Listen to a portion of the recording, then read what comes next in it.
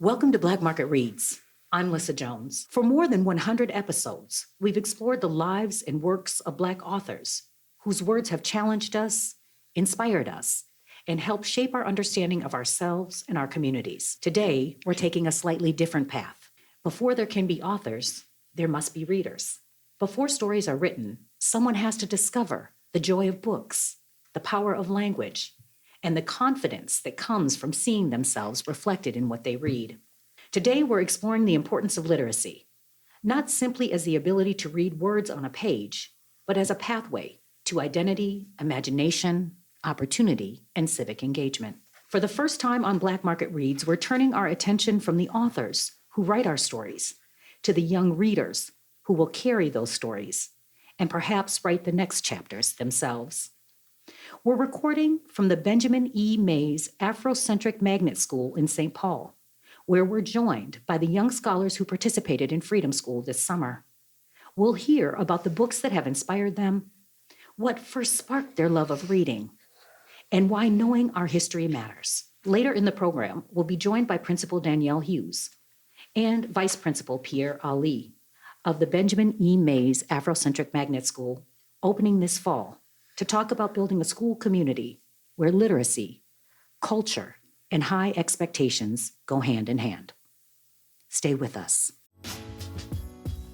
For the smart and free thinking, welcome to Black Market Reads with your host, Lissa Jones.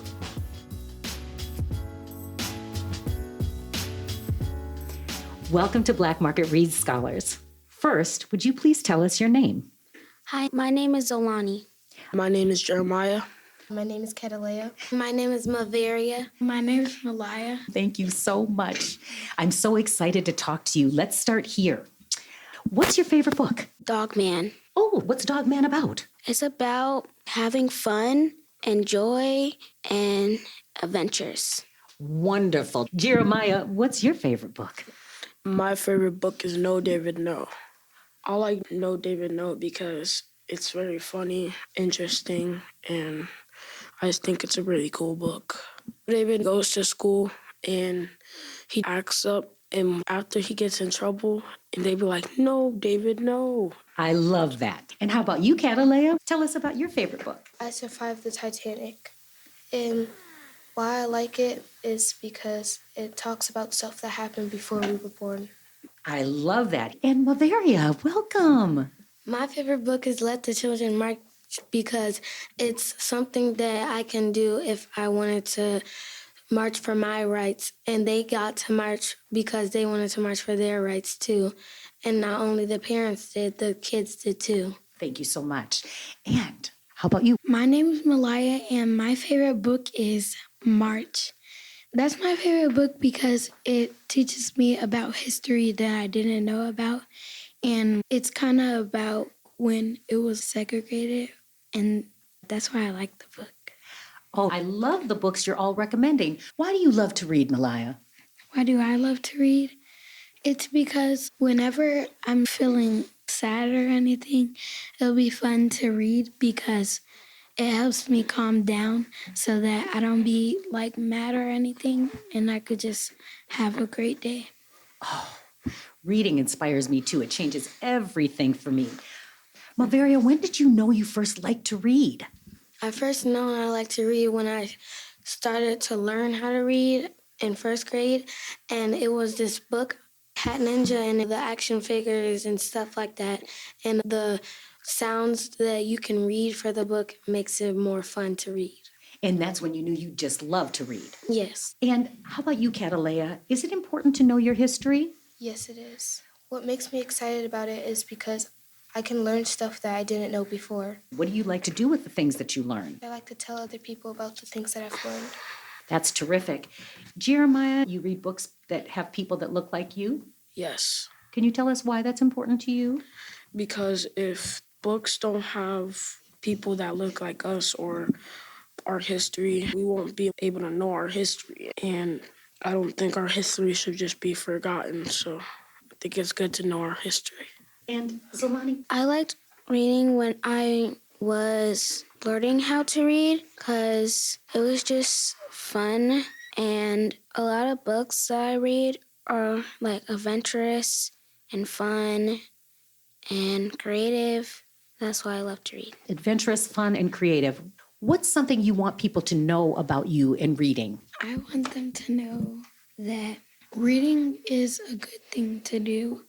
It's a part of school and it's a part of what sets your mind. And when I hear on the announcements, they say drop everything and read.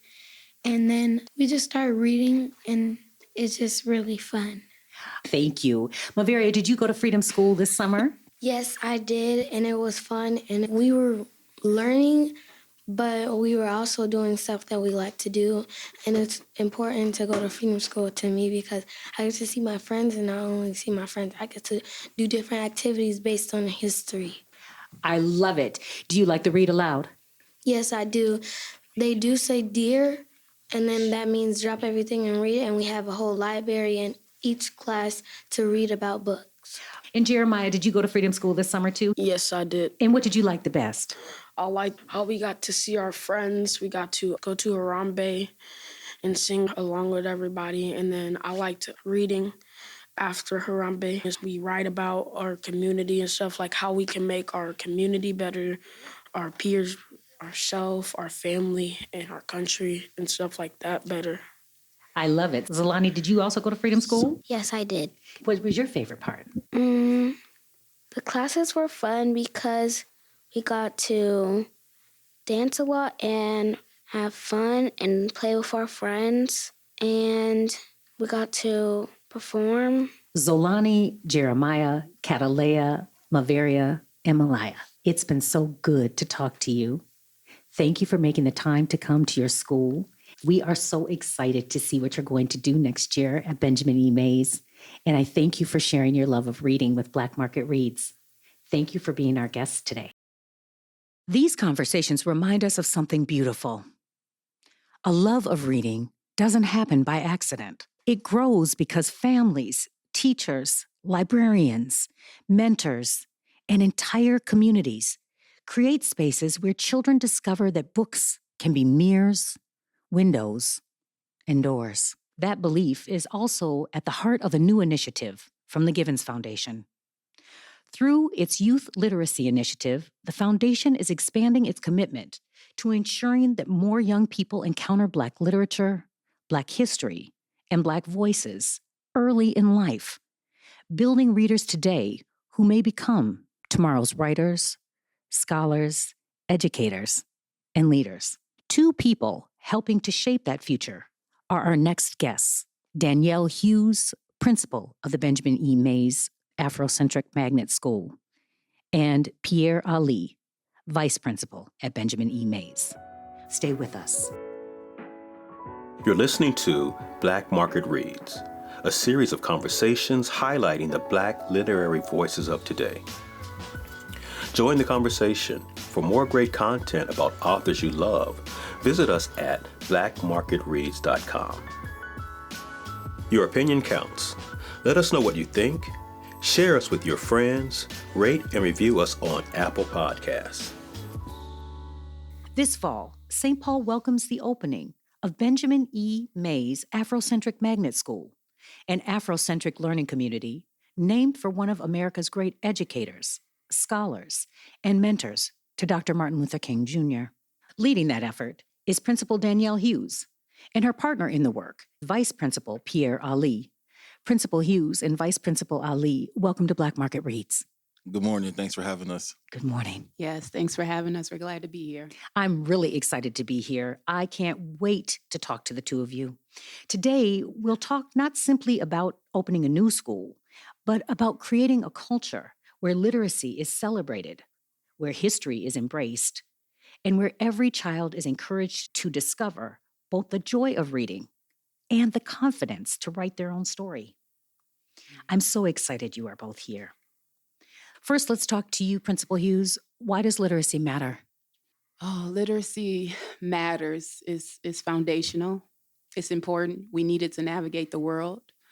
I talk to the scholars a lot about literacy is not necessarily a privilege because everyone is entitled to being able to read, but it is a gift because everyone does not have that tool. And so when you understand the tool that you have, you can be empowered to bring change, right? Literacy is liberation, it's inspirational, but without purpose, it doesn't mean much. So it's just important for our scholars to understand that literacy is a building block, a foundational tool that we need to navigate the world.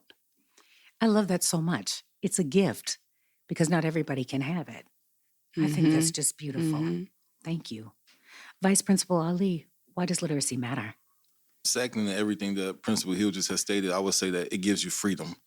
When you know how to read, you can understand your past, you can understand the present, and you look forward to the future. We talk about Black futurism and being able to see our students grow into the world that is becoming. And to do any of those things, you'll need to be able to read. The foundation of everything is reading.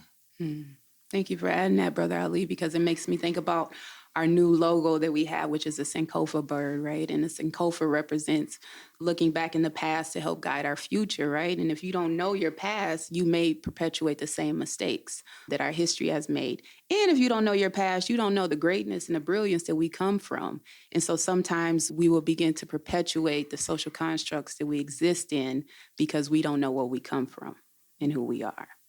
And here at Ben Mays, I feel like each kid will have the opportunity to read books and to see themselves. The representation matters. Being able to grow in a community that supports them and pushes them to their highest abilities. Why does literacy matter in shaping identity for kids? When I think about how it shapes identity, Brother Ali talked about the representation. Representation in staff matter, but when we talk about in books, to be able to see yourself, there's this things called windows and mirrors, right? In the windows, we get to look through the perspectives of other identities, racial groups, and cultural identities. But when we see the mirrors and I get to see somebody look like me, I know as a kid, I didn't have that experience. I couldn't pick up a book and see any representation of myself. So when you can see that within literature, it helps build a sense of confidence. We follow the Nguzu Saba principles. And so Kujichagulia, I think about self-determination. I think about purpose. I think about Nia. And I think about how that gets to come through when a child opens a book and they see themselves in it. They see their history in it and the future, right? You talked about future. So I just think that literacy and identity goes hands in hands. There was a scholar that was telling me the other day that the reason why she loves history is because the first book that she picked up that she truly loved was a book that she saw herself in. It was a Black woman, a historical figure that was doing amazing things. And so right away, she was like, that can be me. And that's what it does for our scholars' identity. I love it. Dr. Carter G. Woodson, those who have no idea what their forebears have accomplished lose the inspiration that comes from the learning of their biography and history. But at Benny Mays, we're going to give them the inspiration that comes from the learning of their biography and history. Vice Principal Ali, why is literacy important in community?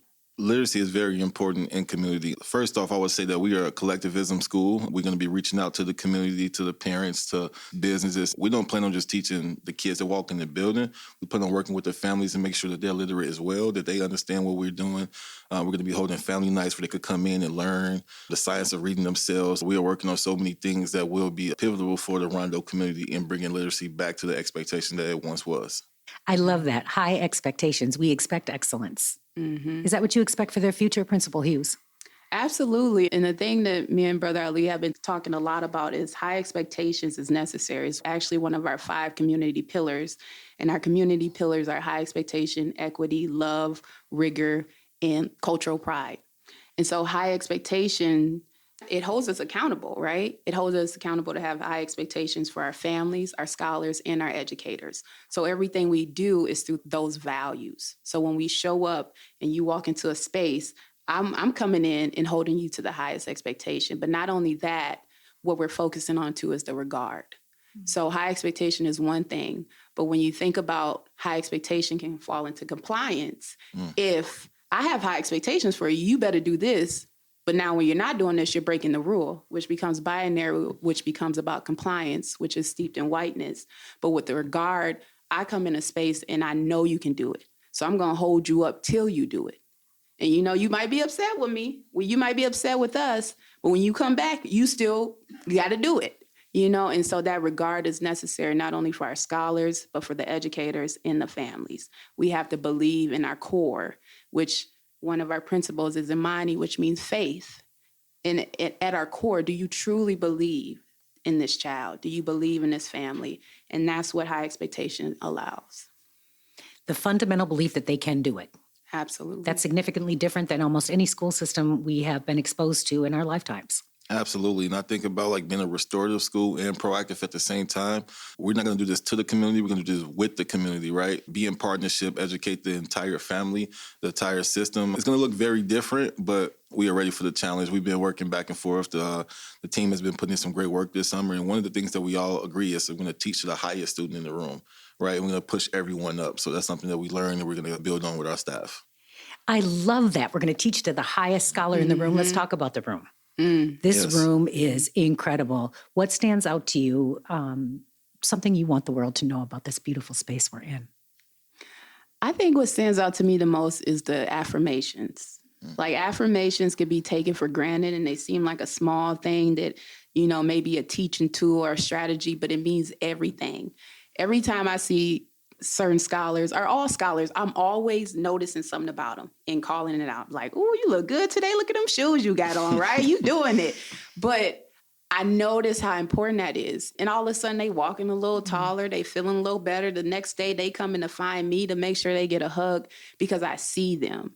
And so if I see them and I'm modeling that, and then I'm trying to model confidence within myself, right? That Coochie Chakalia, then all of a sudden they start to mimic that, right? So I love that there's a mirror in the room and next to the mirror that there's affirmation next to it. I love that there's affirmation carpet spots. When the scholars come in, we say, how you feeling today? Pick an affirmation. And they pick it, and then sometimes they have a response to it. Like, I'm feeling confident today. I am confident because X, Y, Z. And so it's just that perpetuation of positivity, of confidence that we're feeding the students, and that is displayed in this space.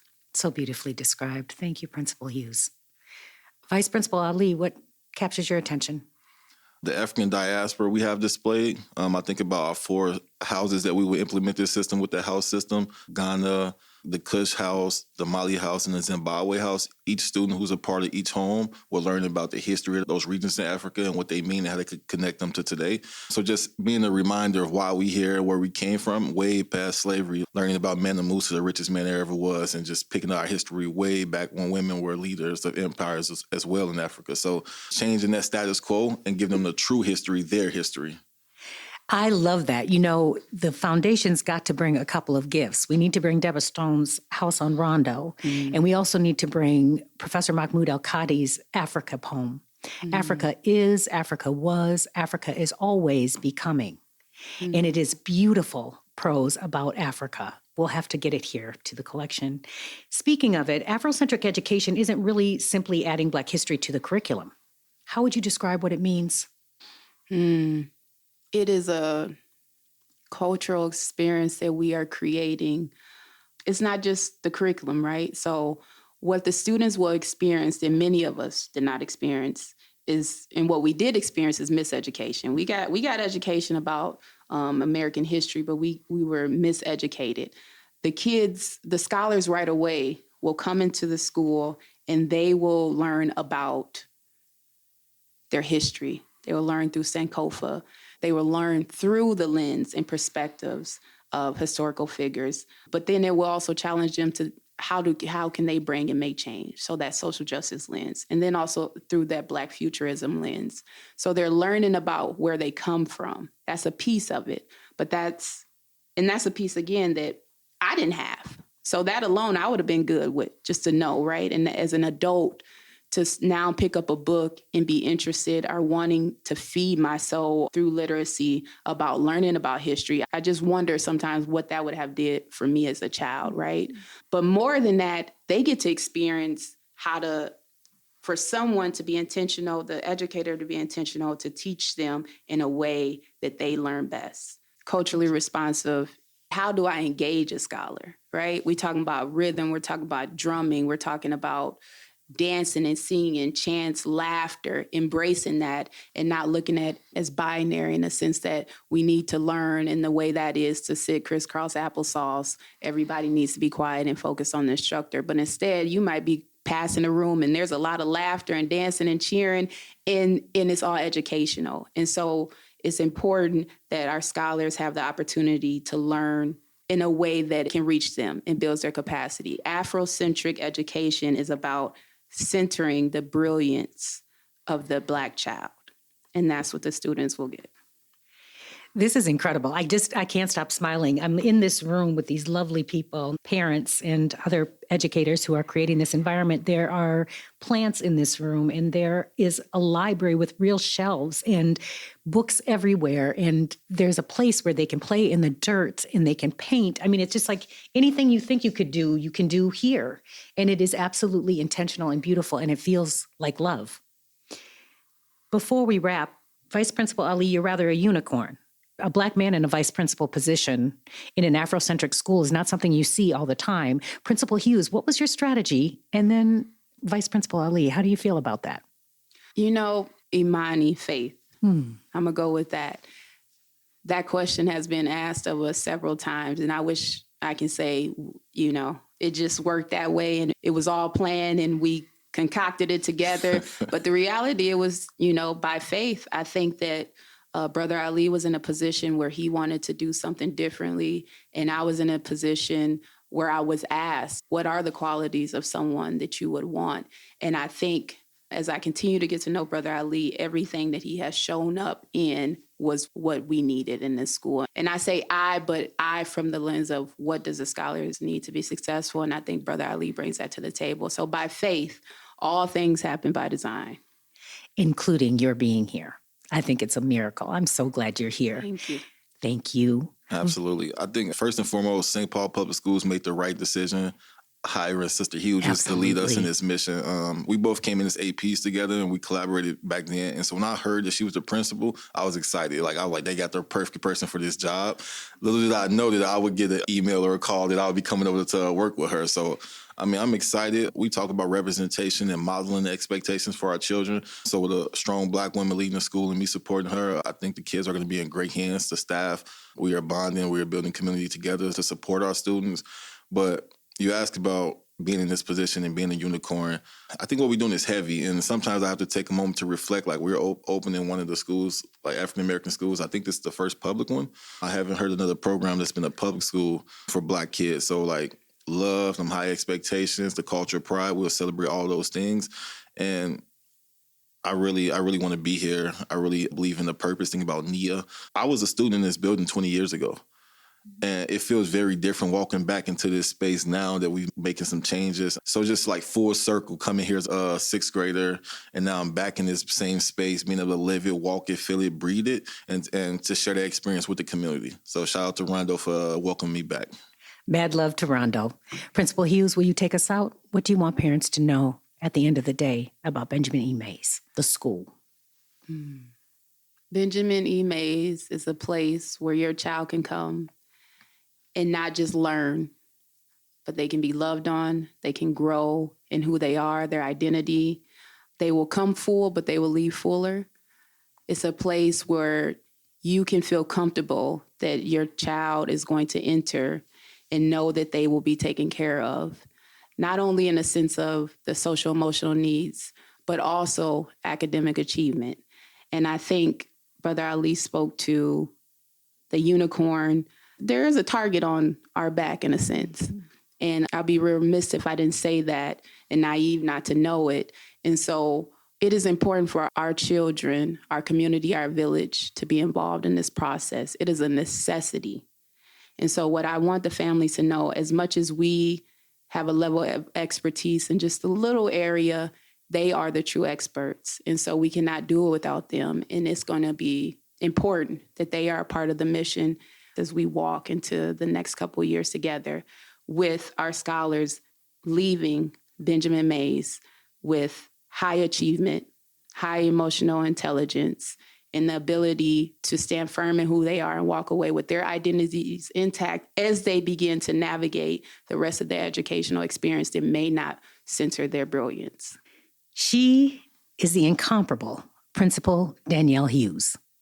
She is leading the Benjamin E. Mays Afrocentric Magnet School in the Rondo community, and her partner in the work is Vice Principal Pierre Ali. Bring your children. They're calling the whole village to come and get what they've got to offer. I'm so excited for this podcast, and I'm so glad to be here. Today's episode reminds us that literacy is much more than reading. It's about belonging.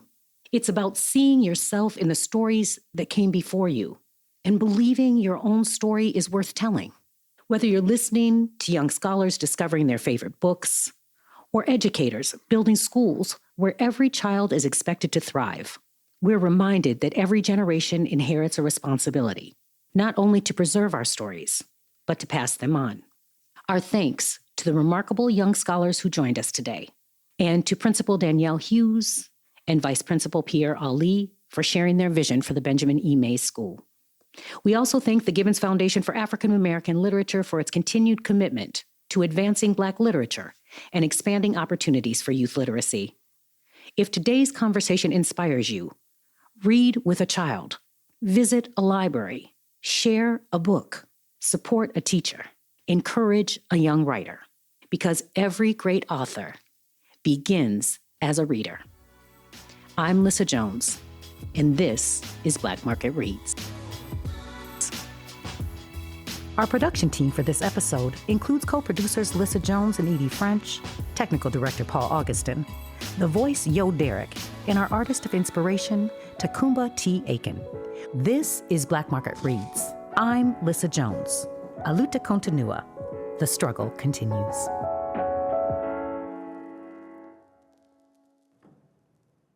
For Black writers and all their readers, and for audiences who are smart and free-thinking, Black Market Reads is a series of conversations highlighting the Black literary voices of today.